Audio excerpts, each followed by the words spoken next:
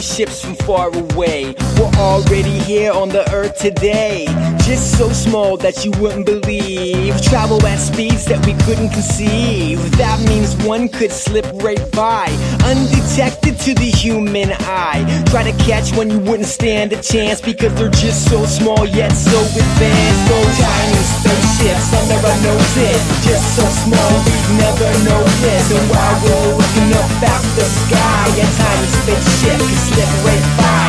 Tiny spaceships under our noses, just so small we'd never notice. And while we're looking up at the sky, a tiny spaceship could zip right by. What if tiny spaceships the size of gnats end up getting eaten by hungry bats, or snatched up by a frog's long tongue? The tiny spaceman would be long gone, lost on a mission as one of the few to study the giants of planet Blue. That's me and you. You wanna know why? Cause we are the aliens in their eyes. Tiny spaceships under our noses, just so small we never noticed. And while we're looking up at the sky, a tiny spaceship can slip right by.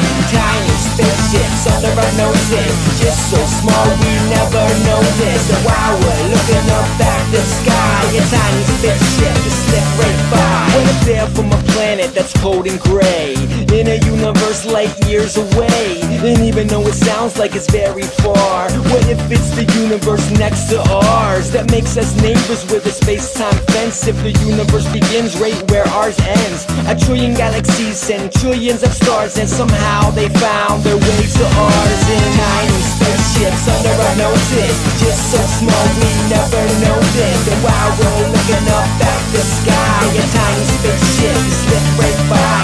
Tiny spaceships under our noses, just so small we never noticed.